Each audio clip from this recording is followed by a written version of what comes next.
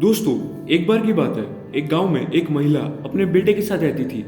उस बेटे की उम्र होती है करीबन 10 साल और ये बेटा उस महिला को बहुत प्रिय होता है। अपने घर में सिर्फ ये दो व्यक्ति होते हैं। एक दिन अचानक उस महिला के बेटे की मृत्यु हो जाती है। वो महिला जो अपने बेटे से बहुत प्यार करती है, वो इस बात पर यकीन ही नहीं कर पाती कि अब उसका बेटा इस दुनिया में नहीं रहा। और ये महिला अभी भी यही मान रही होती है कि उसके बेटे की मृत्यु नहीं हुई है, बल्कि वो तो सिर्फ बेहोश हुआ है।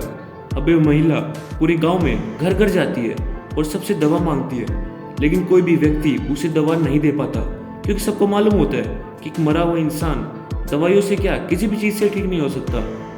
इसी बीच एक व्यक्ति उस महिला के पास आता है और बोलता है कि मैं एक साधु को जानता हूँ जो तुम्हारे बेटे को ठीक कर सकते हैं। फिर क्या था, वो महिला उस साधु के पास जा पहुँचती है जो उस गाँव से दूर पहाड़ों में रहता था।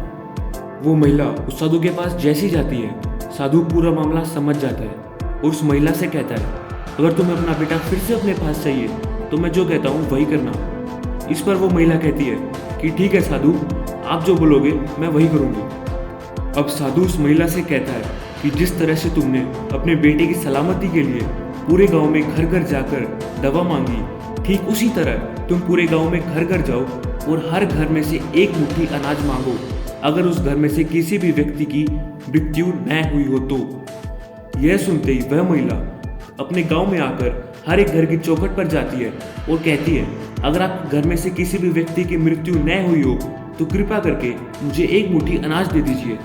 वह महिला यह बातें हर घर में जाकर कहती है, लेकिन उसे एक भी मुट्ठी अनाज नहीं मिल पाता। और यह सब होते ही वह समझ जाती है कि साधु ने उससे यह सब करने के लिए क्यों कहा। वह यह भी समझ जाती है कि इतनी कोशिश के बावजूद उसे थोड़ा सा भी अनाज क्यों नहीं मिला। आखिरकार उसे समझ में आ ही जाता है कि पूरे गांव में सिर्फ वह अकेली नहीं है जिसने किसी अपने को खोया है, बल्कि हर एक घर ऐसा है जिसने किसी अपने चाहने वाले को खोया है। ऐसे में उस महिला को एहसास हो जाता है कि वह पुत्र प्रेम में अंधी हो गई थी और वह आगे अपना जीवन उस घटना से कुछ सीख कर व्यतीत करने लगती है। दोस्तों, ये कहानी हमें बहुत ही डीप मैसेज देती है जो कि हमारी ज़िंदगी में हर एक जगह हमारे काम आएगा। ये कहानी हमें सिखाती है कि यार सिर्फ हमें नहीं है जो मुसीबतों से घिरे हुए हैं, हमारे आसपास से जितने भी लोग हैं सबकी लाइफ में कुछ ना कुछ प्रॉब्लम्स तो हैं ही। और यार आज जितने भी सक्सेसफुल इंसान हैं वो भी कभी ना कभी इन प्रॉब्लम्स से गुजरे होंगे जिनसे आज आप गुजर रहे हो। और आज वो इसीलिए सक्सेसफुल हैं क्योंकि उन्होंने उस समय हार मानने से इनकार कर दिया था। तो यार अगर ये लोग कर सकते हैं तो आप क्यों नहीं।